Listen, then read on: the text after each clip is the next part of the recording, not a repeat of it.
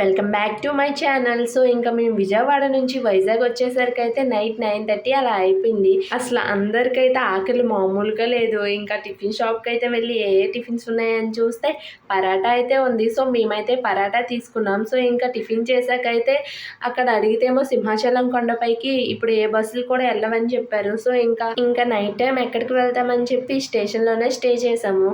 అసలు ఎంత బాగుందో స్టేషన్లో ఫస్ట్ టైం అనమాట పడుకోవడం. ఆ ఎక్స్పీరియన్స్ అయితే చాలా బాగుంది. ఇంకా మార్నింగ్ అయితే వేగంగా లేచి ఇంకా సింహాచలం అయితే బయలుదేరిపోయామన్నమాట.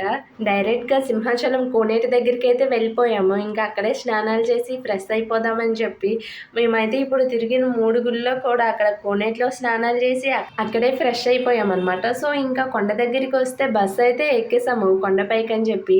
ఫైనల్ ఈ గుడి దగ్గరికి అయితే వచ్చేసామన్నమాట. ఇంకా మా ఫోన్స్ మా లగేజెస్ అయితే ఇవ్వడానికి అని చెప్పి లగేజ్ రూమ్కి అయితే వెళ్ళిపోయాం. సో ఇంకా అక్కడ అవన్నీ ఇచ్చేసాకైతే ఇంకా మేము గుడికి వెళ్ళటం అయితే స్టార్ట్ అయిపోయింది. సో పర్లేదు, అంత రష్ ఏం లేదు, పర్లేదు బాగానే ఉంది. దర్శనం కూడా హాఫ్ అన్ అవర్లో అయిపోయింది. సో దర్శనం ఎలాగో వేగంగా అయిపోయింది కదా అని చెప్పి అన్నప్రసాదం తిందామని చెప్పి లైన్లో నిల్చుంటే మాకైతే 2 hours పట్టిందనమాట మేము తినడానికి.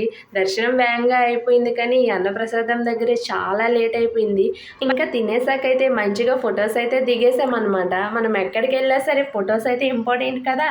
అలాగే అక్కడ గోవుల సాల కూడా ఉంది, అది కూడా చూసేసాం. ఇంకా మొత్తం అయితే గుడంతా కూడా ఒక రౌండ్ అయితే వేసేసామన్నమాట. ఇంకా అదే లాస్ట్ డే కదా, ఇంకా ఇంటికి వెళ్ళిపోవడం అని చెప్పి అక్కడ చాలాసేపు టైం అయితే స్పెండ్ చేసాం. సో ఇక్కడ కొన్ని వస్తువులు అయితే తీసుకున్నాం అనమాట ఇంటికి తీసుకెళ్ళడానికి అని చెప్పి.